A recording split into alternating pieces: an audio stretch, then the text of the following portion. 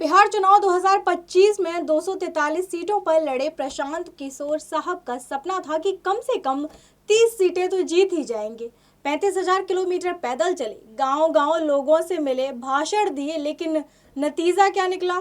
Zero. Vote प्रतिशत सिर्फ 3.42, यानी कि जनता ने साफ कह दिया है कि अभी नहीं।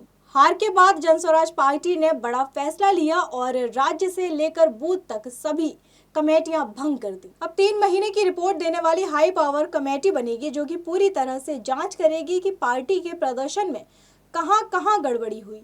फिलहाल जनस्वराज पार्टी आईसीयू में है, वेंटिलेटर पर तो नहीं, लेकिन ऑक्सीजन जरूर लगी हुई है।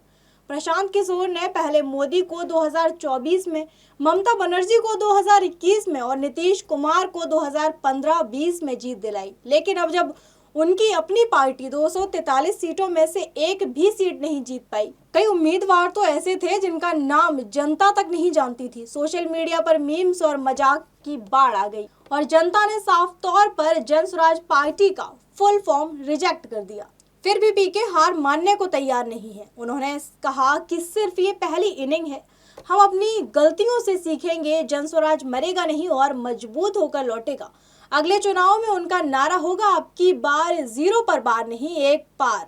जनता ने उनकी पार्टी को भले ही नकारा है, लेकिन उनके जो उठाए गए सवाल हैं वो आज भी जिंदा है। बिहार में पढ़ाई की स्थिति, नौजवानों का पलायन, शराबबंदी और भ्रष्टाचार जैसी गंभीर समस्याएं हैं जो अभी भी जस की तस है। प्रशांत किशोर इस हार को हार नहीं मान रहे हैं, बल्कि इसे सीख के रूप में ले रहे हैं। वो स्पष्ट कर चुके हैं कि जनस्वराज पार्टी कमजोर नहीं हुई है, बल्कि अगली बार और मजबूत होकर वापस आएगी। अब सवाल ये है कि अगले चुनाव में पीके किस तरह की रणनीति बनाएंगे। क्या वो बिहार में ही नए प्रयोग करेंगे या फिर उत्तर प्रदेश जैसी बड़ी राजनीति के मैदान में कदम रखेंगे।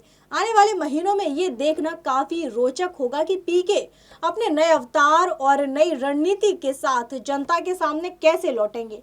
देखा जाए तो प्रशांत किशोर की हार सिर्फ चुनाव का नतीजा है, उनके सवाल और उनकी रणनीति अभी भी जिंदा है। जनता ने पार्टी को नकारा है, लेकिन उनके मुद्दों को नहीं।